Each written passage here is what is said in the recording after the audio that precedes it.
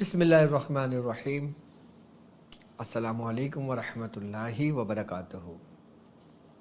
میں اپنے تمام معزز اپنے ہم سفر ساتھیوں کو، اپنے تمام پیر بھائیوں کو، اپنے تمام مریدین کو، اپنے تمام چاہنے والوں کو، اور جو لوگ میرے ساتھ اس روحانی سفر میں شامل ہیں اور اس درود کی محفل میں شامل ہیں، اور جو لوگ قدم بہ قدم شانہ بہ شانہ میرے ساتھ ساتھ پہلے دن سے سورہ قریش کے کارواں میں شامل ہیں، میں ان تمام لوگوں کو جو دنیا میں جہاں کہیں بھی ہوں، کسی بھی خانوادے سے تعلق رکھتے ہوں، کسی بھی سلاسل سے جڑے ہوئے ہوں، عملیات کی جستجو میں روحانیت کو حاصل کرنے کے لیے، سلاسل کی صحیح تعلیمات کو جاننے کے لیے ہمارے ساتھ جڑے ہیں، میں ان تمام لوگوں کو، اور وہ عام لوگ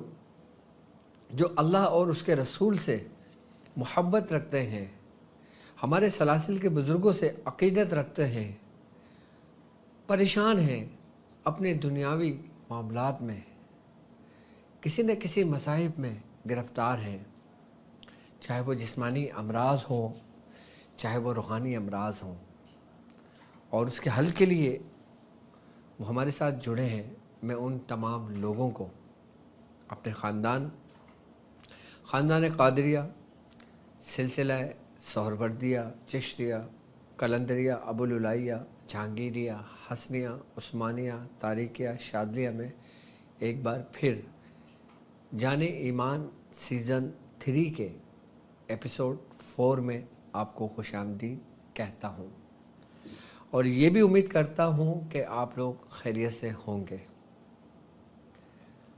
آج کی ہماری اس خاص ٹرانسمیشن جس کی ابتدا ہم روحانیت سے کریں گے، اس کے بعد ہم آپ کو اپنے ہی سلسلے کا ایک عمل تعلیم کریں گے، اور اس کے بعد ہم درود کی محفل سجائیں گے، اور اس کے بعد پھر آپ کے مسائل اور ان کے حل پہ ہم بات کریں گے۔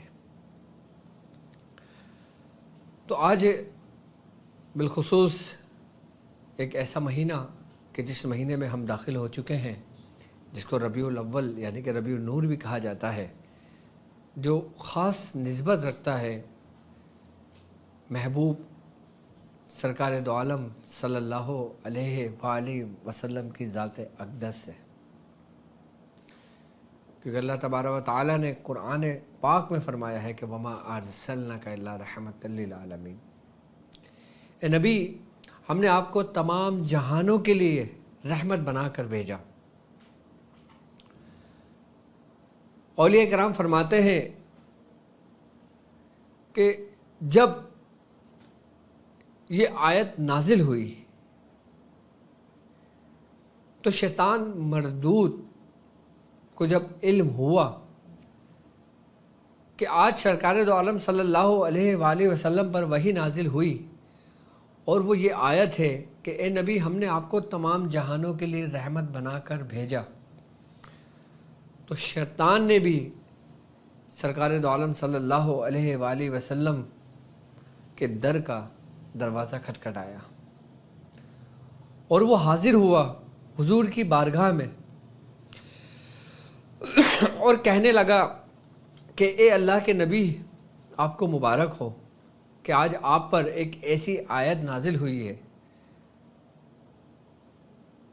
کہ اللہ رب العزت آپ سے فرماتا ہے کہ اے نبی، ہم نے آپ کو تمام جہانوں کے لیے رحمت بنا کر بھیجا۔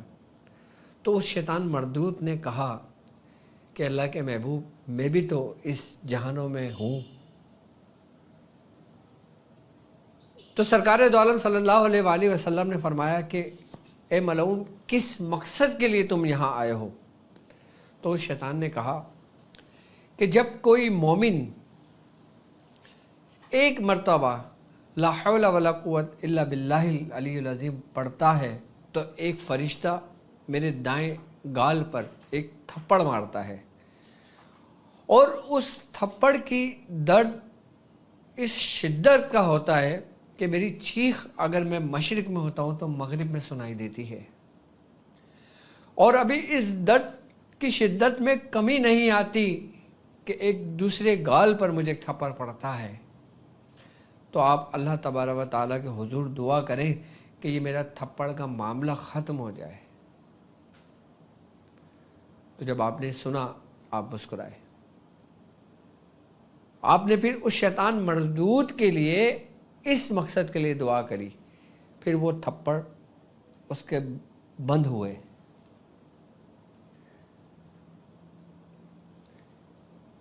اللہ تبارک و تعالیٰ فرماتا ہے، حدیث قدسی ہے کہ اے حبیب صلی اللہ علیہ وآلہ وسلم، اگر آپ کو پیدا نہ کرتا، اگر آپ کو پیدا نہ کرتا تو نہ آدم کو تخلیق کرتا، نہ ہی جنت کو اور نہ ہی دوزخ کو۔ یعنی کہ یہ جو کچھ بھی وجود میں آیا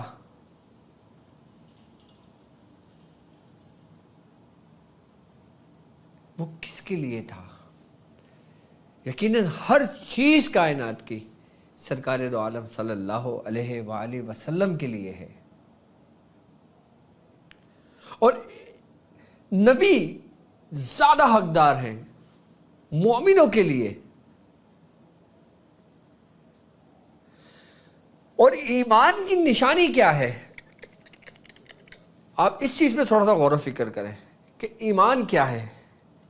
ایمان یہ ہے کہ نبی کریم صلی اللہ علیہ وآلہ وسلم کا فرمان علی شان ہے، آپ نے فرمایا کہ تمہارا ایمان اس وقت تک کامل اور مکمل نہیں ہو سکتا کہ جب تک میں تمہیں تمہارے ماں باپ اور تمہارے تمام لوگ اور تمہارے سب سے پسندیدہ چیز سے زیادہ محبوب نہ ہو جاؤں، اس وقت تک تمہارا ایمان پورا نہیں ہو سکتا۔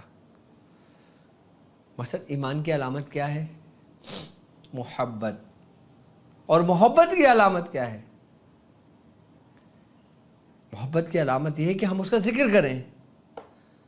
ہم جس سے محبت کرتے ہیں ہم اس کا ذکر کرتے ہیں، ہمیں اس کا ذکر پسند ہوتا ہے جس سے ہم محبت کرتے ہیں۔ اس کو سننا اچھا لگتا ہے، اس کو دیکھنا اچھا لگتا ہے، اس کا بولنا اچھا لگتا ہے، اس کا کلام کرنا اچھا لگتا ہے، کہ جیسے قرآن فرماتا ہے کہ قُلْ إِن كُنتُمْ تُحِبُّونَ اللَّهَ، کہ جو مجھ سے محبت کا دعویٰ کرتے ہیں، یعنی کہ جو اللہ کی محبت کا دعویٰ کرتے ہیں، کہ پہلے وہ میرے نبی کی اطاعت کریں، اس کے اقوال اور افعال کی پیروی کریں، وہ یحکم اللہ، وہ پھر تم سے محبت کرے گا۔ یعنی کہ پہلے میرے نبی سے محبت کریں، یعنی کہ یہ وہ محبت ہے کہ جو تمہارے ایمان کو مکمل کر دیتی ہے۔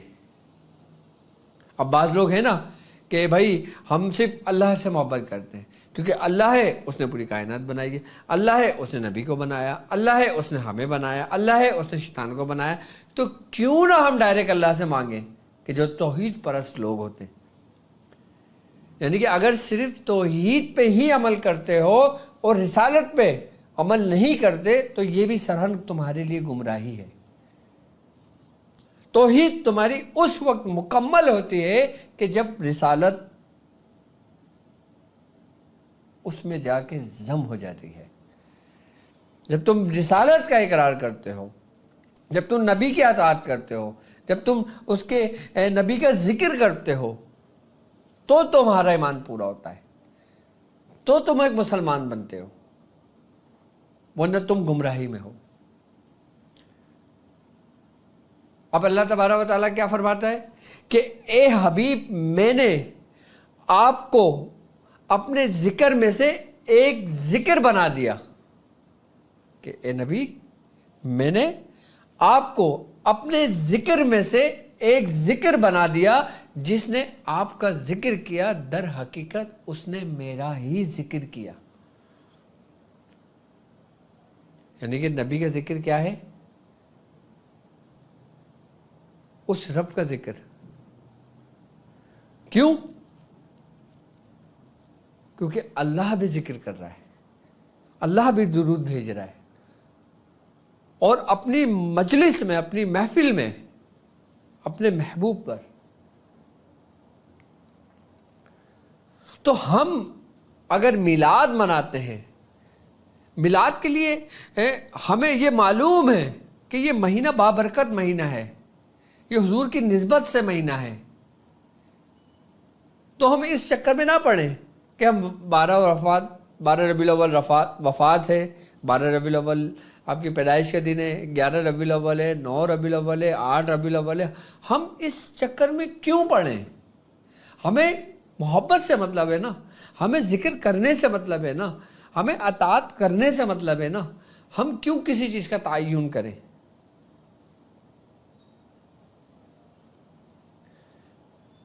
اس لیے میں آپ کو سمجھا رہا ہوں کیونکہ اللہ تبارک و تعالیٰ فرماتا ہے کہ وَالْعَصْرِ إِنَّ الْإِنسَانَ لَفِي خُسْرٍ، کہ قسم ہے زمانے کی کہ بے شک انسان خسارے میں ہے. کس کے بارے میں کہا ہے معلوم ہے آپ کو؟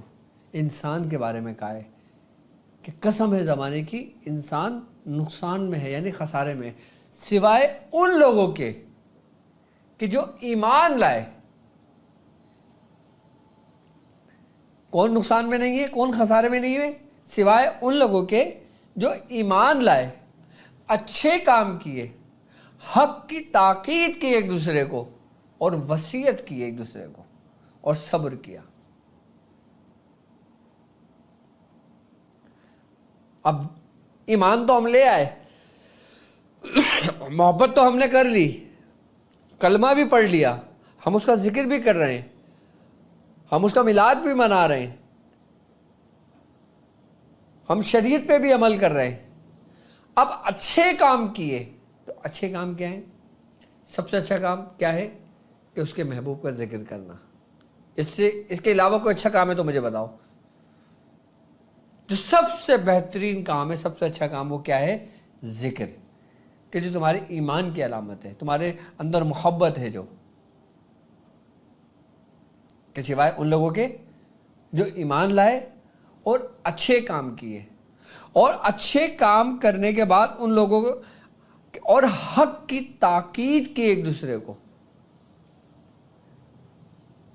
ایک دوسرے کو تعلیمات دیتے رہے، بتاتے رہے حق کے بارے میں، زبان سے نہیں، اپنے اعمال سے.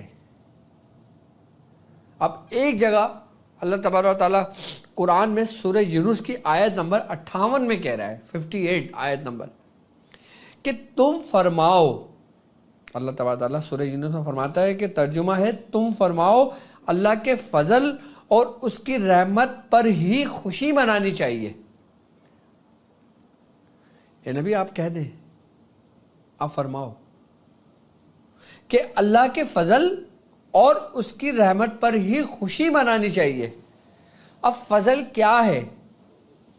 یقیناً فضل وہ ہے نا کہ جس کے بارے میں اللہ تعالیٰ کہہ رہا ہے اور فضل تلاش کرو. بالکل سادہ لفظوں میں اگر بیان کیا جائے تو وہ نعمتیں جو اللہ نے تمہیں عطا کی ہیں، جو نعمتیں ہیں دنیا میں، جو فضل ہے جس پر. رحمت سب کے لیے ہے، فضل کسی کسی کے لیے ہے. وَمَا أَرْسَلْنَاكَ إِلَّا رَحْمَةً لِّلْعَالَمِينَ، کہ نبی ہم نے آپ کو رحمت بنا کر بھیجا. آپ رحمت بنا کے بھیجے گئے مسلمانوں کے لیے بھی، کافروں کے لیے بھی، تمام عالم اسلام کے لیے. اس کائنات میں جو کچھ موجود ہے ان تمام کے لیے آپ رحمت بنا کے بھیجے گئے. تو خوشی منانی چاہیے یا نہیں چاہیے؟ اور فرمایا اسی آیت میں سورہ یونس میں آگے اللہ تعالیٰ فرماتا ہے نا کہ تم فرماؤ کہ اللہ کے فضل اور اس کی رحمت پر خوشی منانی چاہیے. یہ اس سے بہتر ہے جو وہ جمع کرتے ہیں. یعنی کہ اگر ہم پہ جو رحمت نازل ہوئی، ہم پہ جو رب کا فضل ہوا، ہم پہ جو کرم ہوا، ہم پر جو نعمتیں آئیں، ہمیں اس کا شکر ادا کرنا چاہیے. اللہ تعالیٰ فرماتا نا کہ اور میری نعمتوں کا چرچا کرو. کہ سرکار دو عالم صلی اللہ علیہ وآلہ وسلم کی اس دنیا میں ولادت ہونا، یہ بھی اللہ تعالیٰ کی سب سے بڑی نعمت ہے. تو ہمیں خوشی منانی چاہیے. یہ ہمارے لیے پورا مہینہ عید کا مہینہ ہے، کوئی ایک خاص دن عید کا نہیں ہے.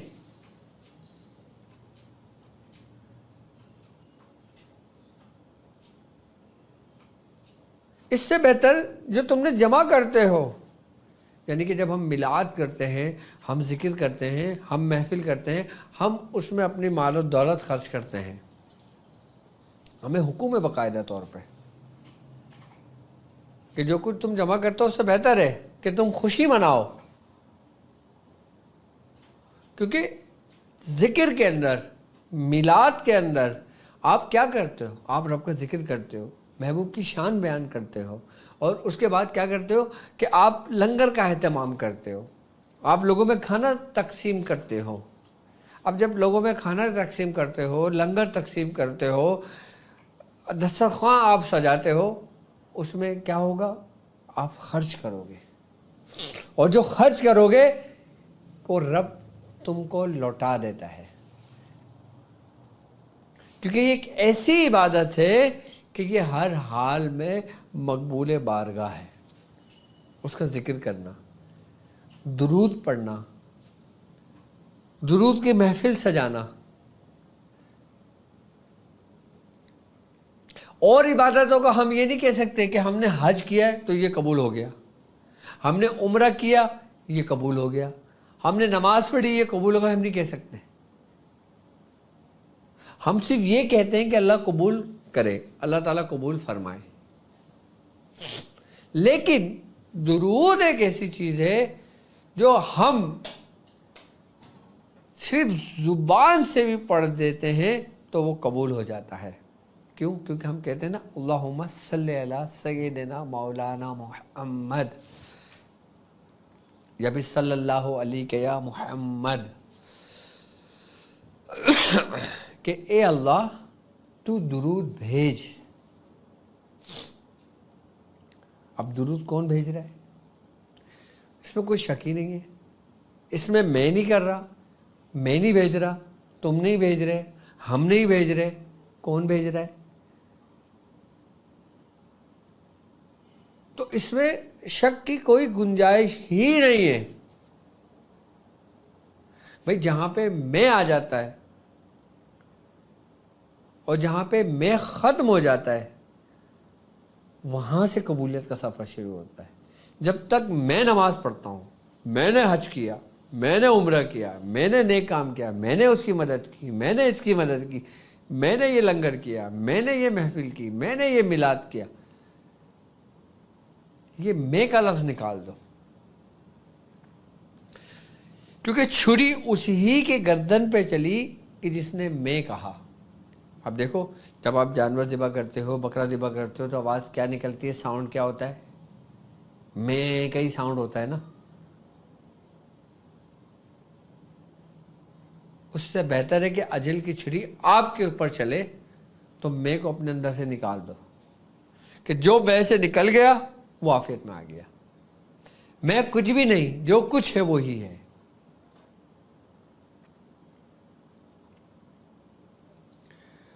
روحانیت کے پورے سفر میں آپ کو یہی سکھایا جاتا ہے کہ آپ اپنے اندر سے میں کو ختم کر دو، اپنی انا کو ختم کر دو.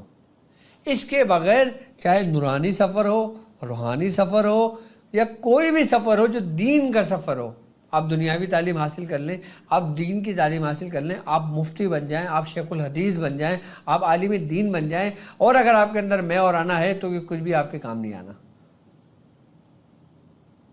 کیونکہ جہاں میں اور آنا ہوگی تو وہ پھر اپنے ذات کے لیے سب کچھ ہوگا، اور جہاں پہ میں ختم ہو جائے گی، انا ختم ہو جائے گی، پھر وہ رب کے لیے ہوگا.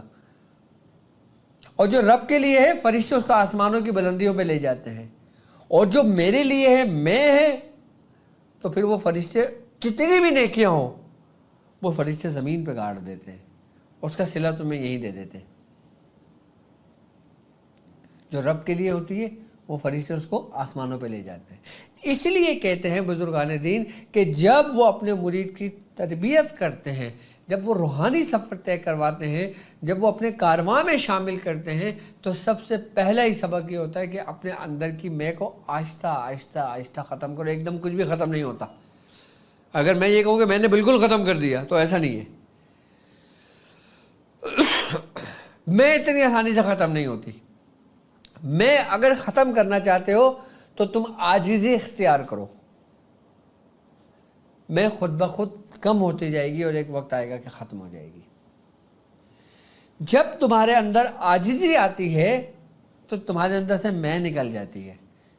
جب تمہارے اندر یہ بات ہوتی ہے کہ بھائی میرے پاس علم ہے، میں صاحب علم ہوں، میں عامل ہوں، میں عالم ہوں، میں مفتی ہوں، میں اس دور کا سب سے بڑا عالم ہوں کہ میرے مقابلے میں کوئی بھی نہیں ہے، میں سب سے بڑا عامل ہوں، میرے مقابلے میں کوئی بھی نہیں ہے، جب انسان کے دل میں یہ خیال آئے تو سمجھنا کہ سب سے بدترین اور بد نصیب اور سب سے ناقص شخص وہی ہے جو یہ دعویٰ کرے، جو یہ دعویٰ کرے، جو اپنے نام کے آگے ایک بہت بڑے القابات لگائے کہ جس سے لگے ہاں بھائی نام سے لگتا ہے کہ بندہ بہت اونچی سرکار، پہنچی ہوئی سرکار ہے۔ اب آپ دیکھ لو، اپنے ناموں کے آگے القابات لگانا اپنی ذات کو آگے رکھنے کے مترادف ہے۔ آپ دیکھ لو، آپ میرا نام دیکھ لو، آج تک آپ دیکھ لیں کہ کبھی کسی نے میرے نام کے آگے ڈاکٹر عبدالوارث شاذلی کے علاوہ کچھ لگا دیکھا ہو؟ نہ رہبر شریعت، نہ پیر طریقت، نہ کچھ۔ میں نے اپنے مریدوں کو سب کو سختی سے منع کیا، صرف میرا نام عبدالواجد لکھو۔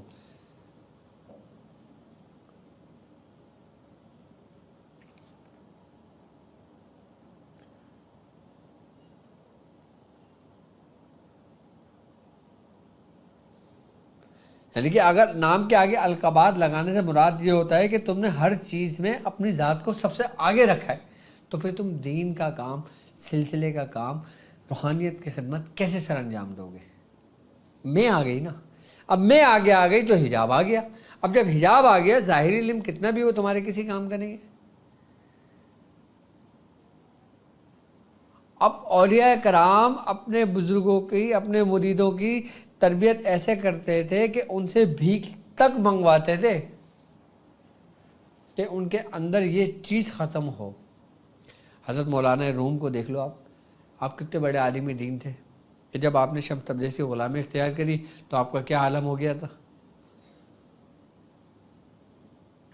حضرت شیخ فرید الدین عطار بزرگ کو دیکھ لیں کہ آپ کے والد کی پنسار کی دکان تھی، جڑی بوٹیوں کی دکان تھی، آپ کی بہت بڑی دکان تھی، آپ اس میں تجارت کرتے تھے۔ ایک دفعہ آپ کچھ لکھ رہے تھے، ایک درویش آیا، اس نے آپ کو سلام کیا اور آپ مصروف تھے۔ وہ درویش جو تھا اس نے کمبل اوڑھا ہوا تھا، تو شیخ فرید الدین عطار آپ نے فرمایا، گردن اٹھا کے دیکھیے، آپ نے کہا بھائی کیا چاہیے، کہاں جا رہے ہو؟ تو اس درویش نے کہا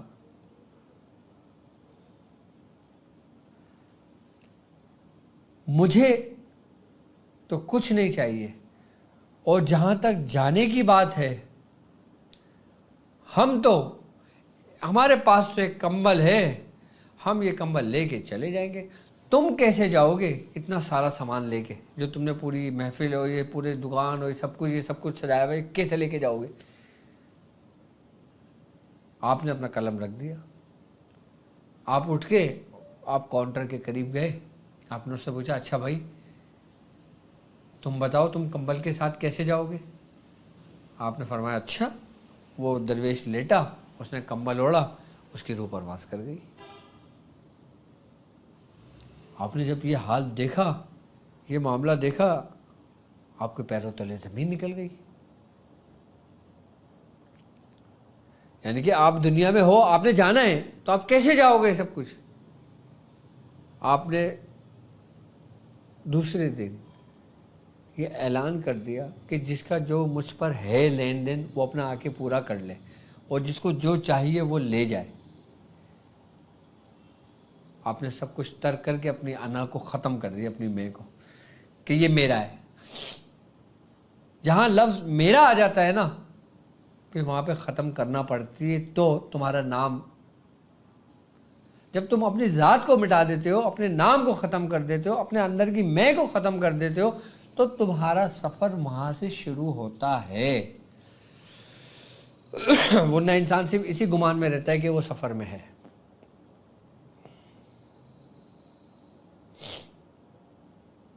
اور ہمارے ساتھ لوگ روحانی سفر کر رہے ہیں نا، ہمارے ساتھ سورہ قریش کا ایک پورا لشکر ہے نا، پورا کارواں ہے نا۔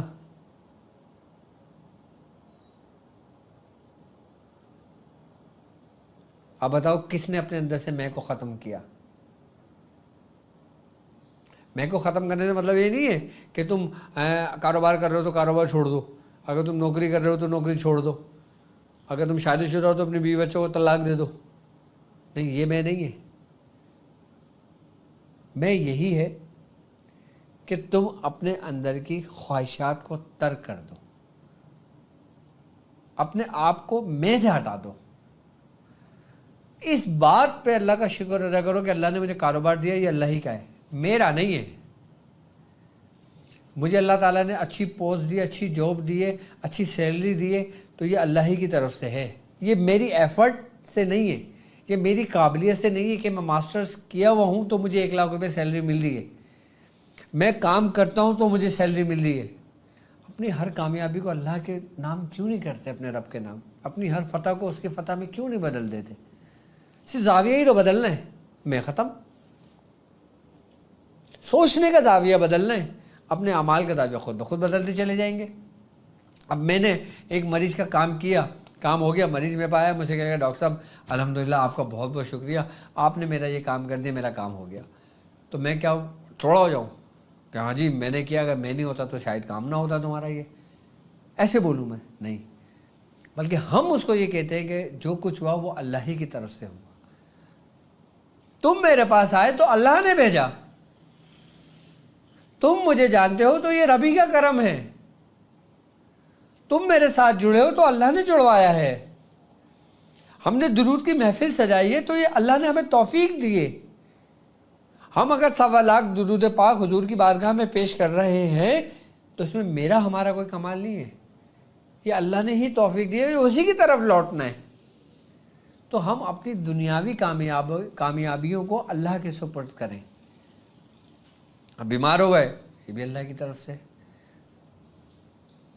خوشی ملی یہ بھی اللہ کی طرف سے، غم ملا یہ بھی اللہ کی طرف سے، لا حول ولا قوت الا باللہ ہے کہ نہیں کوئی قوت سوا اللہ کے، ہر اچھائی و برائی کی۔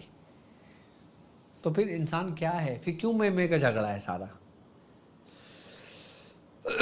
کہ میں اتنا کماتا ہوں تم کتنا کماتے ہو، میرے پاس یہ گاڑی عالیشان ہے تمہارے پاس نہیں ہے، میرے پاس یہ ہے تمہارے پاس وہ نہیں ہے۔ یہ ناشکری ہے۔ اللہ تعالیٰ کی نعمتوں کا شکر ادا کرنا، اپنی تمام تر کاوشوں کو، تمام محنتوں کو اللہ کے سپرد کر دینا، یہ اس کا شکر ادا کرنا ہے۔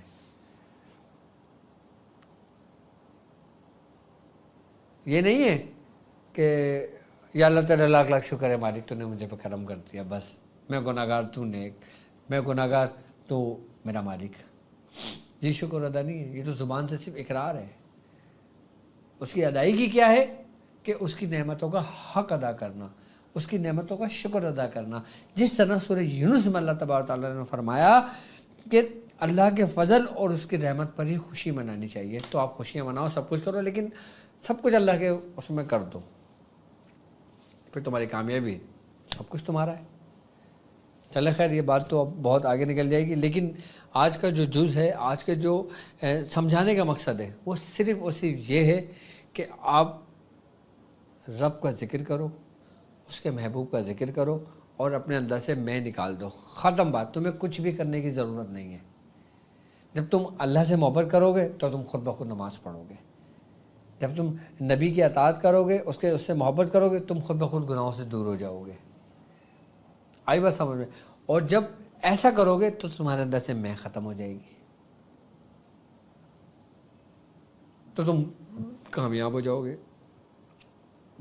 جو لوگ میرے ساتھ اس روحانی سفر میں شامل ہیں، وہ اپنی تمام کامیابیوں کو، تمام نعمتوں کو، تمام عیش و عشرت کو، تمام آسائشوں کو، تمام چیزوں کو اللہ کے سپرد کر دو کہ وہی خالق ہے اس کائنات کا، کہ جو کچھ ہوتا ہے وہ اس کی مرضی سے ہوتا ہے، میرا کچھ بھی نہیں ہے۔ میرا کیا ہے؟ اسی فقیر درویش کی طرح کہ آنکھ بند کی، ایک کمبل اوڑھا اور چل دیے. ایسا ہونے بات یہ اس دنیا کی حقیقت ہے. باقی جو لوگ اعتراض کرتے رہیں کہ بھائی میلاد نہیں مناؤ، یہ نہیں کرو، وہ نہیں کرو، یاد رکھنا یہ میلاد کا معاملہ نہیں ہے. ہاں، سب کے پیٹ میں درد اٹھتا ہے کہ جب بات حضور کی میلاد کی آتی ہے یا حضور کے ذکر کے آتا ہے کہ بھائی یہ لائٹیں تم نے لگا دی ہیں، یہ تم محفلیں کر رہے ہو، یہ تم ذکر کر رہے ہو، یہ تم اتنا خرچ کر رہے ہو، اس سے اچھا ہے کسی بیٹی کی شادی کر دو، اس سے اچھا ہے کسی کی مدد کر دو، اس سے اچھا ہے کسی کی وہ کر دو. ہوتا ہے نا؟ تو آپ اس کو بالکل اگنور کر دیں. آپ اپنے کام سے کام رکھیں. ذکر کرنا، اس کو یاد کرنا ہے بس. آج کا میں عمل آپ کو بتا دیتا ہوں. آج کا خاص عمل ہے جو کوشش کریں گے کہ اس عمل کو یاد کر لیں. اور یہ کس لیے ہے کہ سب سے بڑی بات کہ تسخیر دولت کے لیے، کہ جو اللہ کی راہ میں خرچ کرتا ہے اللہ اس کو دگنا عطا کر دیتا ہے، اور جو اللہ سے طلب کرتا ہے اللہ اسے مایوس نہیں کرتا. عمل کیا ہے؟ یا مفتح الابواب یا مسبب الاسباب، اسألک ان یبسط لوحل حاض انک علی کل شیء قدیر، صلی اللہ علی خیر خلق محمد وبارک وسلم برحمتک یا ارحم الراحمین. یہ صرف اور صرف آپ 3 دن عمل کر لیں، 7 دن عمل کر لیں، یا 21 دن عمل کر لیں. پڑھنے کے لیے یہ ہے صرف 40 مرتبہ پڑھ لیں. اور نہیں پڑھ سکتے اس کو یاد کر لیں. نہیں یاد ہوتا آپ اس کو لکھ لیں. لکھنے کے بعد اپنی شاپ پہ لگا دیں، اپنے آفس میں لگا دیں، اپنی دکان پہ لگا دیں، اپنے گھر میں لگا دیں، کافی ہے. اس کے 2 فائدے ہوں گے. سب سے پہلا فائدہ، آپ کے رزق میں برکت ہوگی. مطلب تصویر ایسی ہوگی کہ جیسے مقناطیس کھینچتا ہے نا لوہے کو، جس سے لوہا مقناطیس کو اپنے قریب کر لیتا ہے، اسی طریقے سے رزق میں خیر و برکت کے لیے، رزق میں اضافے کے لیے سب سے بہترین چیز کو اپنے پاس لکھ کے رکھ لیں، کیونکہ یہ ہر کامیابی کے دروازے کھول دیتا ہے. اور دوسرا یہ عمل ان لوگوں کے لیے ہے کہ جو قرض تلے دبے ہوئے ہیں. ٹھیک ہے، اب ان کے اوپر قرضہ ہو گیا. اب جیسے مثال کے طور پہ کسی شخص کے اوپر 50,000 روپے کا قرضہ ہو گیا. اب اس کی آمدنی 1,000 روپے مہینہ ہے، اس کی آمدنی کم ہے، اب 50,000 روپے نہیں اتار سکتا. اب وہ کیا کرے؟ اب وہ اگر پڑھ سکتا ہے تو اچھا ہے، پڑھ لے. نہیں پڑھ سکتا اس کو اپنے پاس لکھ کے رکھ لے اور کوشش کرے اس کو پڑھنے کی، کہ اللہ تبارک تعالیٰ اس عمل کی برکت سے، اس کے رکھنے کی ہی خالی برکت کی وجہ سے اللہ تعالیٰ اس کا کوئی نہ کوئی ایسا سبب پیدا کر دے گا کہ جس سے کامیابی کے دروازے کھل جائیں گے. ختم خواجہ خواجگان کے یہ اسماء مبارک ہیں اور بہت زبردست ہیں. یہ کامیابی کے لیے سب سے بہترین ہے یہ، اور قرض کی ادائیگی کے لیے تو بہت نایاب ہے. اگر پڑھنا چاہتے ہیں 7 دفعہ پڑھ لیں، اس کو خالی یاد کر لیں، پڑھ لیں، 1 مرتبہ پڑھ لیں، لکھ لیں، رکھ لیں، جو آسانی ہو وہ کر لیں. میں یہ نہیں کہہ رہا کہ اس کو 1.25 لاکھ کرو، میں یہ نہیں کہہ رہا اس کو 1,000 بار پڑھو، میں یہ نہیں کہہ رہا اس کو 10,000 بار پڑھو.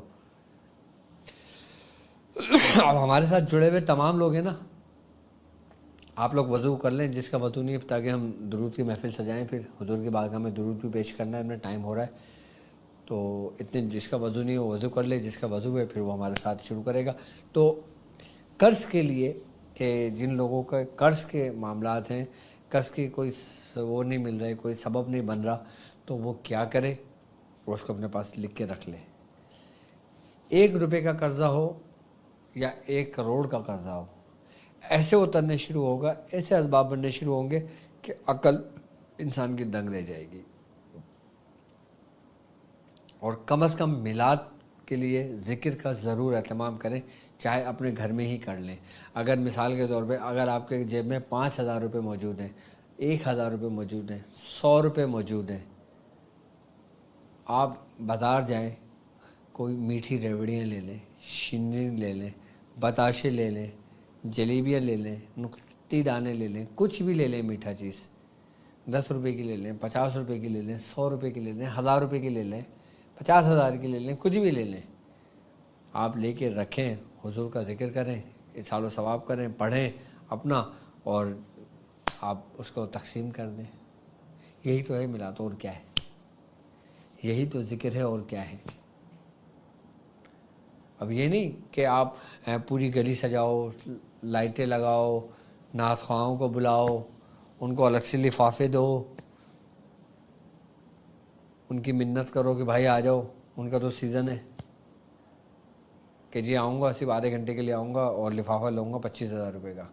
اب شخص سوچ کے پیچھے ہو جاتا ہے کہ یار میں تو غریب آدمی ہوں، میں تو نہیں دے سکتا۔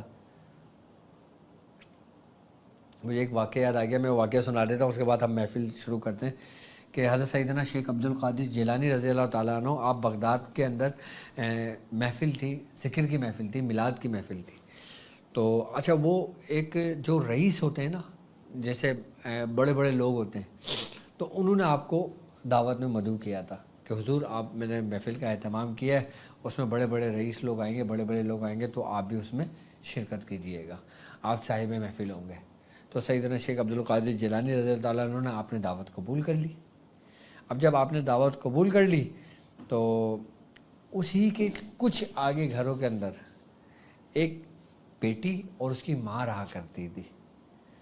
تو ان کو پتہ لگا کہ سیدنا شیخ عبد القادر جیلانی میلاد میں آ رہے ہیں، تو وہ بچی اپنی ماں کو لے کر اس میلاد میں گئی۔ جب وہ پہنچی تو دروازے پہ اس کو روک لیا گیا، کیونکہ وہ امیروں کے میلاد تھا، ان کو اندر نہیں جانے دیا۔ تو ان سے پوچھا مائی کہاں جا رہی ہو؟ انہوں نے کہا وہی حضور کا میلاد ہے، اور سیدنا شیخ عبد القادر جیلانی سنا ہے بزرگ آئے ہوئے، تو ان کی بھی زیارت ہو جائے گی، اور اصل مقصد تو ہمارا میلاد کا ہے کہ ہم میلاد میں شریک ہوں گے حضور کے۔ تو آپ ان جو لوگ تھے نا، انہوں نے اس عورت کو باہر نکال دیا کہ بھائی آپ جاؤ اپنے گھر پہ جا کے میلاد کرو، یہ عام لوگوں کے لیے نہیں ہے۔ آج کل ہوتا ہے نا کہ بھائی بڑے لوگ ہیں، بڑے لوگ آئیں گے، چھوٹے لوگوں کو گھسنے بھی نہیں دیتے، تو ان کو نکال دیا۔ اب وہ بچی روتی روتی اپنی ماں کے ساتھ چلی گئی، تو ماں سے کہنے لگی کہ ماں اب ہم کیا کریں، حضور کا ہم میلاد منائیں گے، ہمارا بڑا دل ہے، اب وہاں سے تو ہم مایوس ہو کے لوٹے، لیکن اب ہم اپنے گھر پہ کریں گے۔ تو ماں نے کہا چلو ٹھیک ہے، ہم دونوں میلاد کا اہتمام کر لیتے ہیں۔ انہوں نے عشاء کی نماز پڑھی، اپنا وضو کیا، میلاد پڑھنے بیٹھ گئے۔ اب سیدنا شیخ عبد القادر جیلانی رضی اللہ تعالیٰ نے اس بڑے جو لوگ تھے نا ان کی محفل میں موجود تھے۔ کہتے ہیں اولیاء کرام فرماتے ہیں کہ سیدنا شیخ عبد القادر جیلانی رضی اللہ تعالیٰ عنہ کو سرکار دو عالم صلی اللہ علیہ وآلہ وسلم کی زیارت ہوئی، اور فرمایا اے میرے فرزند جاؤ تم اس فلاں عورت کے گھر کہ جس نے میرے میلاد کا اہتمام کیا ہے۔ آپ اس محفل سے اٹھے، اٹھنے کے بعد آپ وہاں سے نکلے، وہاں سے نکلنے کے بعد آپ نے دروازہ بجایا، تو جب دروازہ کھولا تو وہ بچی تھی سیدنا شیخ عبد القادر جیلانی، آپ اس کے حجرے میں چلے گئے، اس محفل میں شریک ہو گئے۔ اس عورت جب آپ کو دیکھا تو وہ حیرت میں رہ گئی کہ حضور آپ کیسے؟ فرمایا کہ مجھے حکم ہوا کہ میں فلاں عورت نے میلاد کا اہتمام کیا کہ میں وہاں جاؤں، اور حکم کہاں سے ہوا ہے؟ یعنی کہ حضور سنتے ہیں، حضور دیکھتے ہیں، حضور قبول کرتے ہیں، ہم جو پڑھتے ہیں، ہم جو کر رہے ہوتے ہیں وہ ہمارے حال سے واقف ہیں، کیونکہ وہ حریص ہیں، رؤوف الرحیم ہے نا۔ قرآن میں سورہ توبہ میں لقد جاءکم رسول من انفسکم عزیز علیہ ما عنتم حریص علیکم بالمؤمنین رؤوف الرحیم،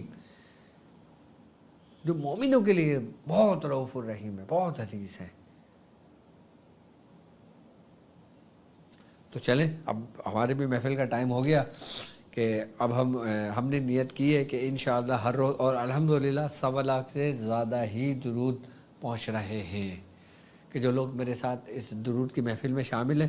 ہم نے صلی اللہ علیہ محمد درود شریف پڑھنا ہے، لائف میں 1 مرتبہ پڑھنا ہے، رات میں عشاء کے بعد یا جب آپ کو ٹائم ملا کرے، آپ کم سے کم 500 مرتبہ ضرور پڑھ لیا کریں، یا 1000 مرتبہ پڑھ لیں، یا جتنا چاہے پڑھ لیں، وہ آپ کے لیے ہے۔ اور آپ پڑھ کے یہی نیت کیجئے گا